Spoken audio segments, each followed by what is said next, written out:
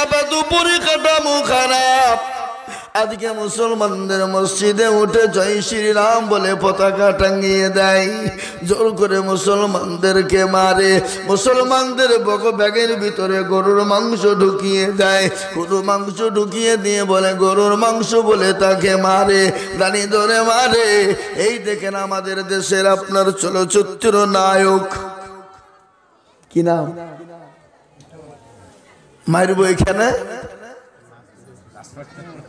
হারামখোর, হারামখোর, মিঠুন হারামখোর, কুলাঙ্গার। এই দেখেন কদিন আগে ভাষণ দিয়েছে, মুসলমানদেরকে মারার হুমকি দিয়েছে, গণধোলাই দেওয়ার হুমকি দিয়েছে, আপনার হত্যা করার হুমকি দিয়েছে মিঠুন। এই বেয়াদব, আমি আপনাদেরকে বলবো, ইসলাম কোনোদিন কোনো জাতিকে মারার হুমকি দেয় না, ইসলাম কোনো জাতিকে মারতে বলে না, ইসলাম কোনো বেজাতির গায়ে হাত দিতে বলে না, ইসলাম কোনো ধর্মের গায়ে হাত দিতে বলে না। আচ্ছা বলুন তো, ভারতবর্ষের কোথাও কোনো ইতিহাস আছে কোনো মুসলমান আল্লাহু আকবারের ধ্বনি দিয়ে কাউকে মেরেছে? আছে? ভারতবর্ষের জমিনে কোন ইতিহাস আছে মুসলমানরা আল্লাহু আকবারের ধ্বনি দিয়ে কোন মন্দিরে গিয়ে আপনার পতাকা ঝুলিয়েছে? আল্লাহু আকবারের ধ্বনি দিয়ে নাকি তারা পতাকা ঝুলিয়ে দিয়েছে। ঈদের দিনে ঈদ হয়, লক্ষ লক্ষ নয় কোটি কোটি মুসলমানরা নামাজ পড়ে। আচ্ছা বলুন তো, সেই দিন তারা কি কোনো সময় আল্লাহু আকবারের ধ্বনি দিয়ে কোনো মন্দিরের উপর আঘাত করেছে, কোনো গির্জার উপর আঘাত করেছে, কোনো ধর্মের উপর আঘাত করেছে নাকি? কিন্তু মুসলমানদের উপর আঘাত হয়েছে, মুসলমানদের মসজিদের উপর আঘাত হয়েছে, মুসলমানদের উপর আঘাত হয়েছে, মুসলমানদের মাদ্রাসার উপর আঘাত হয়েছে, মুসলমানদের অনেক মসজিদকে ভেঙে দিয়েছে, মুসলমানদের অনেক মসজিদগুলোকে তারা জয় শ্রীরাম বলে স্লোগান দিয়ে তারা পতাকা টাঙ্গিয়ে দিয়েছে। দিয়েছে না, দেয়নি? কথা কন না কেন? আমি চ্যালেঞ্জ দিয়ে দিলাম, মুসলমানরা কাউকে লাড়ে না, কিন্তু মুসলমানের আসল যে চেহারা তারা জানে না। এরা কাউরির কাছে মাথা নত করা জাত নয়। আজকে পশ্চিমবঙ্গের নায়ক মিঠুন চক্রবর্তী সুর এত বড় হারামখোর, এত বড় হারামখোর, এত বড় শয়তান। শয়তান আজকে মুসলমানদেরকে গণধোলাইয়ের হুকুম দিয়েছে, আজকে তাদেরকে গণপিটনের হুকুম দিয়েছে। আমি তাদেরকে বলবো, মুসলমানকে দেখেছো কিন্তু মুসলমানের আসল চেহারা তুমি দেখনি। সমুদ্রও দেখেছো কিন্তু সমুদ্রর তুমি গভীরতা কিন্তু দেখনি। মুসলমানকে দেখেছো তুমি ঘুঘু দেখেছো কিন্তু ঘুঘুর ফান দেখনি। আমরা কাউকে কিছুই বলি না, কিন্তু আমাদেরকে কেউ যখন লড়তে চায় আমরা কোনো রকম সহ্য করব না। আমাদের কাছে পরমাণু বোমা নাই, আমাদের কাছে অস্ত্র নাই, আমাদের কাছে আইন নাই, আমাদের কাছে কোনো জিনিস নাই, পুলিশ প্রশাসন নাই, কিন্তু আমাদের পাশে একজন আছেন। তিনি কে? তিনি হলেন আমাদের আল্লাহ। জোরে বলুন, কে তিনি? তিনি হলেন আমার আল্লাহ। আল্লাহ বলে, বান্দারে আমি তোমাদের পাশে আছি, ও বান্দা কিন্তু আমার হুকুমটা মেনে না। আল্লাহ বলেন, আমার হুকুমটা কি তোমরা জানো? আল্লাহর কোরআন বলে দিয়েছে, ওয়া খালাকতুল জিন্না ওয়াল ইনসা ইল্লা লিয়াবুদুন। আল্লাহ বলে, বান্দারে তোমরা কি করো? আমার হুকুমটা পালন করো, আমার হুকুমের উপরে চলো, আমার আইন এবং কানুনের উপরে চলো। ও বান্দা, আমার আইন এবং কানুনের উপর যদি চলতে পারো, আমি আল্লাহ আমি তোমাদেরকে ইহকালে শান্তি দেব, পরকালে শান্তি দেব, কবরেতে সুখময় জায়গা করে দেব। আজকে আল্লাহর বড় হুকুম সেটা হলো নামাজ, কিন্তু মুসলমানরা নামাজ পড়ে না, মুসলমানদের মেয়েরা নামাজ পড়ে না। আমি আপনাদেরকে বলবো বাবা, আমাদের দেশের লোক আজকে 98% লোক নামাজ পড়ে না, 2% লোকের নামাজ পড়ে। এই মুসলমান, আমাদের দেশের মানুষ 98% লোক নামাজ পড়ে না, 2% লোক নামাজ পড়ে। তার মধ্যে 1% লোকের নামাজ হয় আর 2% লোকের নামাজ হয় না। আমি বলছি 1% লোক আছে বাবা, আত্তাহিয়াতু জানে না, জানে তো দুরূদ শরীফ জানে না, দুরূদ শরীফ জানে না তো দোয়া কোনো জানে না, দোয়া কোনো জানে না তো দোয়া মাসুরা জানে না, দোয়া মাসুরা জানে না তো দোয়া সানা জানে না। ইন্না তাইনা কুল, তার মধ্যেও দেখা যায় 20টা ভুল, 20টা ভুল। এরা জীবনেও কোরআন শিখে না, এরা জীবনেও নামাজ শিখে না।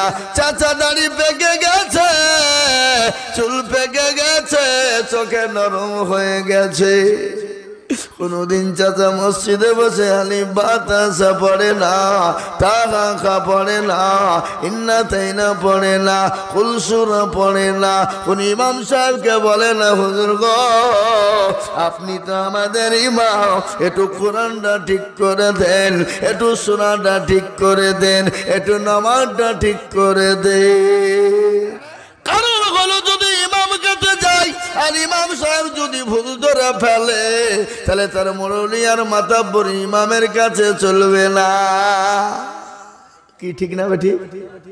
আর আমাদের দেশের ইমাম সাহেবরা এরাও তো পরের বাড়ির সর্বস্তুলা ভাত পায় বাবা, এদেরও কোনো চিন্তা নাই। এরাও কোনোদিন কোনো মুসল্লিকে বলে না চাচা আপনি বসুন একটু কোরআনটা ঠিক করে দি, সূরাটা ঠিক করে দি, আত্তাহিয়াতু দুরূদ শরীফটা ঠিক করে দি। ইমাম সাহেবরাও কোনোদিন বলে না। ইমামের বেতন কত? 4000, হাইট হলো 5000, আর মমতা খালার 3 দিয়ে হয়ে গেল 7000। মমতা খালা আপনারা পান না? আপনাদের দিকে দেয়নি ইমাম সাহেবকে নাকি? এদিকে দেয় মমতা খালা। আল্লাহ, ভোটের সময় গেল, স্বামী বলছে বউকে খবরদার ভোটটা হাতে নাই, সিপিএমকে দিবি, তৃণমূলকে দিবি নি। বউ বলছে বেশি কায়দা করো না, 1000 করিয়ে খালা দিচ্ছে। মুসলমান দরদি, ইমাম সাহেবের বেতন 4000 5000। আমি আইজুল হক বলে দিয়ে যাচ্ছি, ইমামের বেতন যদি প্রাপ্য 10-এর নিচে হয়ে যায়, ওই ইমামের পিছনে জীবনেও কোনো মুসল্লির নামাজ হবে না, হবে না। আমি আইজুল হক বলে যাচ্ছি, মসজিদ মার্বেল বসাও, টাইলস বসাও, এসি লাগাও, আর ইমামের বেতনের বেলায় 4000 5000 6000, ওই ইমামের পিছনে কোনো মুসল্লির নামাজ হবে না। আর মসজিদের সেক্রেটারি কারা, মসজিদের সভাপতি কারা, মসজিদের ক্যাশিয়ার কারা, মসজিদের দরজা চিনে না যারা। মসজিদের সেক্রেটারি ক্যাশিয়ার শুক্রবারে জুমা পড়তে যায়, শুক্রবার ছাড়া তাদের কোনো সময় নাই। সেদিন মুরলি করতে মাতাব্বরি করে হিসাব করে টাকা আনতে যায়, আর ওই টাকা দিয়ে লটারি কাটে, লটারি কেটে শুক্রবারে নঙ্গির টারে গুজে নামাজ পড়তে যাই। নামাজে সবই আল্লাহু লিমান হামিদা। ইমাম সাহেব বলে তার সঙ্গে উঠতে গিয়ে লটারি খুলে পড়ে গেছে, নঙ্গিও পড়ে গেছে। বলে ইজ্জত চলে যায় যা, কিন্তু বেইজ্জতি হওয়া যাবে না। অনঙ্গি খুলে গেছে খবর নাই, কি বুঝলেন? কিন্তু লটারি খুলে পুড়াইছে, বলে ইজ্জত চলে যায় যা, কিন্তু বেইজ্জতি হওয়া যাবে না। আল্লাহ বলে সেক্রেটারি রে, একবার মরে দেখ, তোর কবরে হুড়কে চালাই কিভাবে দেখবি। মর, তোর সেক্রেটারি বের করছে। আমি মসজিদের সেক্রেটারি, জীবনে নামাজ নাই, দাড়ি নাই, মুছ নাই, মেয়ে ছিলি, প্রতিদিন চাইছে। সে মসজিদের সেক্রেটারি, সভাপতি, ক্যাশিয়ার। শুক্রবারে জুম্মার দিন হপ্তা দিতে যায়, আর টাকা গলে হিসেব করে। আর মৌলবি যদি আজান দিতে তো দেরি করে, মৌলবির ওপরে আঙ্গুল বাজায়। ঠিক না ভাই? নিজেরা বলুন। অনেক মানুষ আছে নামাজ পড়ে না, কিন্তু মৌলবির ভুল ধরার জন্য বসে আছে। ফজরের আজান মৌলবি যদি 5 মিনিট দেরি করে, সকালবেলায় সেক্রেটারি বলবে এই মৌলবি তোমার কি খাইয়ে দিয়ে ঘুম নাই, ফজরের আজান 5 মিনিট দেরি হলো কেন? ইমাম ওই যে খাটাস কি করে জানলো? এই খাটাস তো মসজিদেও আসে না কোনো, হ্যাঁ? কিন্তু খাটাস তো সারা রাত্রি ঘুমায় না, বিড়িতে টান দেয়, 2 বান্ডির বিড়ি শেষ। কেন? রাত্রির বেলায় বিবিটাকে ঠুকুন দিয়েছে, বলে বিছানায় শোয়া হবে না, বঠক জোগাগা বিড়ি খাগা। এই বোর হাতে কে কে মার খেয়েছেন? হাত তুলেন দেখি। মার খাইলেও চুপচাপ, কেউ বলবে না, কেউ হাত তুলবে না। ও বাবারা দরদি, আমি আপনাদেরকে বলবো বাপ, আজ কোনটা বলি কোনটা রাখি? কবি বলে তোর খামা দাগে দাগে শুধু বাম্বা গোজা গোজানে খাম, সারা অঙ্গে ব্যথা কোথায় ওষুধ লাগাবো খুঁজে পেছি না রে বাপ। মনে যদি পচল ধরে খুঁজে কিরে পাওয়া যায়, আর মলম দিব কোন জায়গায়? মলম দেওয়া জায়গা খুঁজে পেছি না বাপ, কোথায় মলম দিব? আজকে আমাদের দেশে নামাজ নাই, রোজা নাই, কুল নাই, কলমা নাই, উত্তর দক্ষিণ কিছু নাই। আজ আমি আপনাদেরকে বলবো, ও যুবকেরা, ও তরুণেরা, আজকে তোমাদেরকে একটা ঘটনা শোনাই রে যুবক। তোমরা আজকে নামাজ পড়তে পারো না, আজকে তোমরা গান বাজনা নিয়ে পড়ে থাকো, মোবাইলে ফ্রি ফায়ার পাবজি নিয়ে পড়ে থাকো। শুনে নাও ভালো করে, ফ্রি ফায়ার পাবজি খেলো, তাদের 12টা ক্ষতি হবে। কয়টা ক্ষতি? জোরে বলুন কয়টা? আপনাদের দেশে ফ্রি ফায়ার পাবজি চলে না নাকি? এদিকেও চলা? ও বাবা বাবা, যারা ফ্রি ফায়ার পাবজি খেলবা, চোখ যাবে, জান যাবে, মান যাবে, হ্যাঁ যাবে, লজ্জা যাবে, ঠিক যাবে, ঘৃণা যাবে, শরম যাবে, হাড় যাবে, কিডনি যাবে, জীবন যাবে, যৌবন চলে যাবে। ও যুবক, তুমি মনে মনে করো আমি মনে হয় ভালো আছি, ভালো থাকবো। যুবক না, যুবক না, তোমার জীবনের যৌবন চলে যাবে, তুমি টের পাবা না। আমি এখনো বলবো যুবক, তুমি তো তরুণ যুবক, আমরাও তো যুবক, আমরাও তো তরুণ। আমাদের মুখে দাঁড়িয়ে হয়েছে বলে নাকি আমরা মুরব্বী হয়ে গেছি না। ও যুবক, তুমি মনে মনে করো দাড়ি রাখলে হয়তো বিয়ে হবে না, দাড়ি রাখলে হয়তো মেয়ে ভালো পাবো না, দাড়ি রাখলে হয়তো তুমি মনে মনে করো আমার বিবাহ কেউ করবে না, আমাকে বুড়ো বলে কেউ বিবাহ করবে না। সাহাবাদের জীবনী শোনে না, একজন নবীর সাহাবা হযরত সাদ রাদিয়াল্লাহু তাআলা আনহু, তিনি এত খারাপ, এত দেখতে খারাপ, দেখতে ভালো না, কালো কিচ্ছিত, দেখতে ভালো না। আল্লাহর নবী সাদকে ডেকে বলে, সাদ গো তুমি কেমন আছো? সাদ বলে, ইয়া রাসূলুল্লাহ আমি ভালো আছি। বলে, ও সাদ তুমি কি বিবাহ করবা না? বলে, ইয়া রাসূলুল্লাহ আমি তো দেখতে ভালো না, আমাকে কে বিবাহ করবে গো নবী? বিশ্ব নবী বলেন, সাদ বলো তুমি বিবাহ করবে কিনা? আচ্ছা বলুন তো কে না বিবাহ করতে চায়? তিনি চুপ হয়ে গেলেন, তিনি বুঝতে পারলেন আল্লাহর নবী বুঝতে পেরেছেন সাদ বিবাহতে অনুমতি দিয়েছে। শুনে নাও যুবক, আজকে আমরা হেনমনতাই ভোগী, আমরা বিয়ে করতে পারবো কি পারবো না, আমাদের বিয়ে হবে কি হবে না, মেয়ে ভালো পাবো কি পাবো না, মেয়ে দেখতে পাবো কি পাবো না। কিন্তু আমি তোমাদেরকে বলি, বলো তো জাতের মেয়ের দাম বেশি না ফর্সা মেয়ের দাম বেশি? কোনটা? কথা কই না কে? জাতের মেয়ে ভালো, জাতের মেয়ে ভালো যদিও হয় কালো, তাতে নাই কোনো বাধা। আর অজাতের মেয়ে যদি হয় ভাকা ফর্সা, কিন্তু তাতে আছে বাধা। ঠিক না? ধরে বলুন, কথা কর না কেন? হুহা করেন, হুহা না করলে ভালো লাগবে? হ্যাঁ, কোনো ছেলে যদি কোনো মেয়েকে বলে আমি তোমাকে কি ভালোবাসি গো, I love you, come here, my dear, আপনি বললেন আর মেয়েটা চুপ করে শুনলো, ভালোবাসা হবে? হবে? মেয়েটা তো বলবে আমিও তোমাকে ভালোবাসি, আই লাভ ইউ টু, তবেই তো প্রেম জমবে। নাকি বুঝছেন আপনারা? লাইলি মজনু প্রেমের কাহিনী শোনেননি? হ্যাঁ, লাইলির প্রেমে মজনু পাগল, আর মজনুর প্রেমে লাইলি পাগল। লাইলিকে এত ভালোবাসত মজনু, লাইলির দেশের কুকুর পেলে গলা ধরে চুমু খেত, বলে হারে আমার লাইলির দেশের কুকুর। গজল আছে, যাহারে যাহা লাইলি মাওলা এসকারিয়া গুনে, এ আগুন তোর লেভায় না রে, নীল দরিয়াই ডুব দিলে। যাহারে যা লাইলি মাওলা, লাইলি কান্দে বনে বনে, মজনু কান্দে ফুল বাগানে। লাইলির প্রেমে মজনু পাগল, লাইলি পাবো কেমনে। যাহারে যা লাইলি মাওলা এসকারিয়া গুনে। আর আমরা পাগল হবে আল্লাহর প্রেমে। ও বাবা মুসলমান শুনে নিন, मोहब्बत होते हैं दिल से दौलत से नहीं, प्यार होते हैं एक से हजारों से नहीं। मोहब्बत का साथ হবে কথা কন না কেন আল্লাহর সাথে।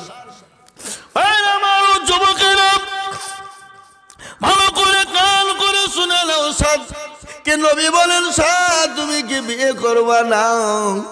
সাত চুপ হয়ে গেল। আর চুপ থাকার মানে হলো বিবাহ করাতে অনুমতি আছে। কাউকে যদি বিয়ে করার জন্য বলা হয় আর যদি সে চুপ করে শুনে কিছু উত্তর না দেয়, তার মানে কি ভাববেন ও বিয়ে করবে না? কি বলছেন আপনারা? কথা কন না কেন? হ্যাঁ, আল্লাহু আকবার। আল্লাহর নবীকে বলেন ইয়া রাসূলুল্লাহ আমাকে কে বিবাহ করবে? বিশ্ব নবী এখন চিঠি লিখে পাঠিয়ে দিলেন, বলে সাদ গো আমার অমুক সাহাবা আবু আইয়ুব আনসারী বাড়িতে চলে যাও। সব তিনি চলে গেলেন। বাড়িতে গিয়ে আসসালামু আলাইকুম বলে সালাম দিলেন। বাড়ি থেকে দরজাখানা খুলে দিল। বাড়ির মালিক বেরিয়ে এসে বলে কে বাবা, কোথা থেকে এসেছো, কি খবর? এই চিঠিখানা তিনি ধরিয়ে দিলেন। কিন্তু মুসলমান তার তো ক্ষমতা নেই নবীর চিঠিখানা ঘুরিয়ে দিতে, কিন্তু নবী তার মেয়েকে পরীক্ষা করার জন্যে সেই সব আপনার আবু আইয়ুব আনসারী বলল বাবারে এই চিঠিখানা নিয়ে তুমি বাড়ি চলে যাও, আমি নবীর সঙ্গে কথা বলবো। আমি নবীর সঙ্গে কথা বলার পর তোমার সঙ্গে বিবাহ দেওয়ার জন্য ভাববো। কিন্তু আল্লাহু আকবার, মন ভাঙা নিয়ে বুক ভাঙা নিয়ে তিনি ফিরে আসছে। বিটি কত সুন্দর, কত পরোজগারিনী, কত সুন্দরনী, কত আপনার শিক্ষিত। তিনি হলো হাই শিক্ষিত সে জামানা। এত সুন্দরী রমণী, এত সুন্দরী, এত পরোজগারিনী, যাকে মদিনার হুর বলা হয়। আব্বাকে ডেকে বলে আব্বা জান কে এসেছিল? বলে বিটি রে একটা বিয়ের প্রস্তাব এসেছিল, রাসূলুল্লাহ পাঠিয়েছে। বলে আব্বা আপনি কি বলেছেন? বলে আমি ফিরিয়ে দিয়েছি। বলে আব্বা আপনি কি করেছেন? আপনি তাড়াতাড়ি ঘুরিয়ে আনুন। রাসূলুল্লাহ যখন পাঠিয়ে দিয়েছে, নিশ্চয় বড় ইমানদার হবে, নিশ্চয় আল্লাহ ওয়ালা হবে, নিশ্চয় নবীর প্রেমিক হবে, নিশ্চয় আল্লাহর পেয়ারা বান্দা হবে। তার কিছু থাকুক আর না থাকুক, আমি তাকে দেখে বিবাহ করব না, তার সততা দেখে বিবাহ করব। আল্লাহু আকবার। হযরত আবু আইয়ুব আনসারী দৌড়তে দৌড়তে চলে গেল। বাবা তুমি আমার বাড়িতে এসো, তুমি কিছু মনে করো না, আমার এত বড় সাহস নাই আমি নবীর চিঠি তোমাকে ফিরিয়ে দেব।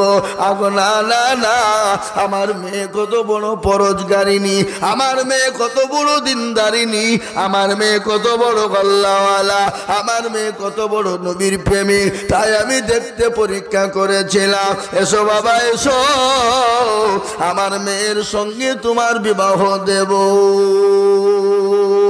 সুবহানাল্লাহ। ও মুসলমান দরদি গো, সাহাবা যখন যখন বাড়িতে পৌঁছে গেলেন, চার শ্বশুর মশাই বলে, বাবা রে, অমুক দিন অমুক ডেট হয়ে গেল, তোমার সঙ্গে আমার মেয়ের বিবাহ দেব বেটা। ও বেটা, তুমি তাড়াতাড়ি করে চলে যাও, বিবাহর সামান পাত্র যা যা প্রয়োজন তুমি নিয়ে নাও সমস্ত পোশাক কেনার জন্যে। তিনি বললেন, আমার কাছে তো কোনো জিনিস নাই। তিনি বাড়ি চলে এলেন, বিশ্ব নবীকে বলেন, নবী গো, বিবাহর তো প্রস্তাব হয়ে গেছে, আমি বিবাহ করার জন্য আমি দেলমোহর কোথায় পাবো, আমি কোথা থেকে দেলমোহর দেব? ও রাসূল, আল্লাহর নবী চিঠিখানা লিখে বললেন, ও শাহ, আমার জামাই হযরতে উসমানের কাছে চলে যা। আল্লাহু আকবার। চিঠিখানা নিয়ে তিনি চলে গেলেন। যাওয়ার পরে উসমান রাদিয়াল্লাহু তাআলা আনহুর কাছে পৌঁছে গেলেন। বিশ্ব নবীর চিঠিখানা দিয়ে দিলেন হযরতে সাদকে তার সামান পত্র কেনার জন্য, বিবাহের লগন কেনার জন্য। আল্লাহ, লগন বুঝেন না? লগন আপনার দিকে লগন দেয় না নাকি? দেয়? এখন যদি বিয়ে করতে যায়, যদি লগন না নিয়ে যান তো আপনার 12টা বাজিয়ে দিবে। হ্যাঁ, আবার যেমন আবার লগন দেখতে যে আবার মেয়ে তো দেখবি, মেয়ের সব বান্ধবীরা আবার লাগিয়ে ঘাটিয়ে সব শেষ করে দেবে। যদি এখান থেকে যদি দেখেন না হয় তা আপনার গোটা গোষ্ঠীকে ধোবে। কি বলছেন আপনারা বলেন? হ্যাঁ, আল্লাহু আকবার। ও মুসলমান দরদি গো, শুনেলেন, ভালো করে শুনেলেন। হযরতে সাদ রাদিয়াল্লাহু তাআলা আনহু টাকা নিয়ে বাজার করার জন্য বাজারে চলে গেল। ইতিমধ্যে নবীজির ডাক চলে এসেছে। কে আছো গো মদিনার নওজোয়ান তরুণেরা, ও যুবকেরা, আজকে তোমাদের কাছে নবী থাকবে না, আজকে তোমাদের কাছে কি রাসূল থাকবে না, আজকে ইসলাম থাকবে না, দিল থাকবে না। বলো বলো। সমস্ত সাহাবারা একে একে জমা হয়ে গেল। হযরতে সাদের কানে পৌঁছে গেল, সাদের কানে পৌঁছে গেল, নবী ডেকেছে জিহাদের ময়দানে। তিনি বলেন, হারে, যে বিবাহ তো নবী থাকবে না, সেই বিবাহ সাদ করতে পারে না, সাদ বিবাহ করবে না। যে জিহাদের ময়দানে নবী থাকবে আর আমি সাদ বিবাহ করব, হতে পারে না। নবীর ভালোবাসা কাকে বলে, নবীর মহব্বত কাকে বলে, কোরআন খুললেই পাওয়া যাবে। কুল ইন কুনতুম তুহিব্বুনাল্লাহ ফাত্তাবিউনি ইউহিব্বুকুমুল্লাহ ওয়া আগফির লাকুম যুনুবাকুম আল্লাহু গফুরুর রহিম। আল্লাহ বলে, নবী গো, ও নবী, আপনি তাদেরকে বলে দেন, তারা যদি আমাকে পেতে চায়, তারা জানে আপনাকে মহব্বত করে, আপনাকে অনুসরণ করে, আপনাকে ভালোবাসে। আর আপনাকে যদি মহব্বত ভালোবাসতে পারে, আমি আল্লাহকে তারা পেয়ে গেল। আর আমি আল্লাহকে যদি তারা পেয়ে যায়, তাদের জন্য জাহান্নামটা হারাম, তাদের জন্য জান্নাতটা ওয়াজিব হয়ে যাবে। নবীর প্রেমিক কাকে বলে? আজকে আমাদের নবীর মহব্বত না, আজকে নবীকে চিনি না, আজকে নবীকে জানি না। আমাদের দেশের অনেক যুবক আছে এখনো আল্লাহ রসুলের নাম ভালো করে জানে না। এরকম মুসলমান নাই? আপনাদের দেশে নাই নাকি? আছে। যদি এখনই বলা হয় বাংলা জগতের সুপারস্টারের নাম, 2 বছরের পুঁটি মাছ লাভ মেরে বলবে, হুজুর আমি বলবো। কেন? মায়ের শিক্ষা, বাপের শিক্ষা। এখন আমাদের ঘরে জন্ম বাচ্চা নিলে ছেলেকে গালি শিখায়, তোর দাদুকে শালা বিলে গালি দে, দাঁত ভাই করে খিলখিল খিলখিল করে হাসবে, শালা বলবে কি? এ বাবা, ছেলে সন্তান জন্ম নিবে, সন্তানকে বারংবার আল্লাহ তার সামনে বলবে, সন্তানের সামনে জিকির করবে, সন্তানের সামনে গজল পড়বে, সন্তানের সামনে কোরআন তেলাওয়াত করবে, সন্তানের সামনে মা জননী ভালো কথা বলবে। আমি আপনাদেরকে বলি বাবা, সর্বপ্রথম বাচ্চার প্রথম স্কুল হলো তার মায়ের কোল। কিসের কোল? মায়ের কোল। প্রথম স্কুল মায়ের কোল। যদি আপনার ওই মোবাইল নিয়ে বসে বসে সিরিয়াল দেখে, আজকে আমাদের বাড়িতে মা বোনরা তো নামাজ নাই, সিরিয়াল নিয়ে ব্যস্ত। শফিক নাকি উঠেছে একটা, এই হারাম খোররা সব গোটা সমাজটাকে নষ্ট করে দিল। শফিক আপনাদের দেখে দেখে না নাকি? হ্যাঁ দেখে। আল্লাহু আকবার, আল্লাহু আকবার, সমাজটাকে নষ্ট করে দিল। আর ওই সমাজ দেখার জন্য মেয়েরা, ছেলেরা, ছোট ছোট বাচ্চারা শেষ হয়ে গেল। আল্লাহর কাছে যেতে হবে, কি জবাব দিবা কবরে? কবর তো বড় কঠিন, কবরে কাউকে চিনে না, কবরে কাউকে নিবে না, কবর আপনার কোনো জিনিস চিনে না। কবর চিনে আমল যদি ভালো হয় কবর তোমাকে চিনবে, আর আমল যদি খারাপ হয় কবর কিন্তু তোমাকে কোনো রকম ভাবে চিনতে পারবে না। কবর বড় কঠিন, আর ওই কবরে আপনাকে আমাকে প্রতিদিন ডাকে ডাকে না গো, এই কথা বলে না কেন? প্রতিদিন কবরে ডাকে। কবর বলে আমি কিড়া মাকুড়ের ঘর, আমি পোকা মাকুড়ের ঘর, আমি কর্তের ঘর, আমি কাউকে চিনি না, আমি কবর চিনি। ইন্নাল্লাযীনা আমানু ওয়া আমিলুস সলিহা, কবর আপনার ভালো আমল চায়। আর ওই কবর প্রতিদিন ডাকে, এক নয় দুই নয়, প্রতিদিন ৭০ বার করে কবরে ডাকে। কবর বলে আমি কিড়া মাকুড়ের ঘর, আমি পোকা মাকুড়ের ঘর, আমি কাউকে চিনি না। তাই তো কবি বলে কারো ভরসায় আছো রে মন, কিসের এত মায়া, এত সাদের বাড়ি তোমার ভেঙ্গে যাবে বাসা। ও তোর গোনা যৌবন পোড়ায়া যাবে, যৌবনে লাগবে ভাটি, ওই যে না কেটেছে তোমায় কবরের মাটি।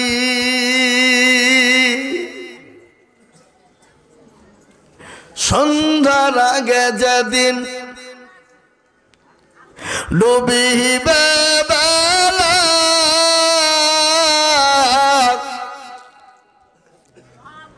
সন্ধ্যার আগে যেদিন ডুবিবে বেলা, এক পলকে ভেঙ্গে যাবে তোমায় রঙ্গেরি মেলা। কারে তুমি ধম দিবা, কার মাথায় ভাঙবা লাঠি, ওই যে না কেটেছে তোমায় কবরের মাটি। খবর পেয়ে আসবে আত্মীয় স্বজন,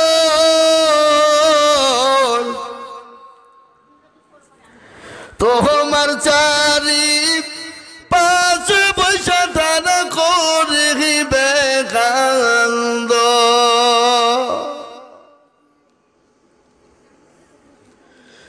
ও মুসলমান দরদি, খবর প্রতিদিন ডাকে, রাত্রি হয়ে যায়, সন্ধ্যা হয়ে যায়, দিন চলে যায়, প্রতিদিন কবর ডাকে।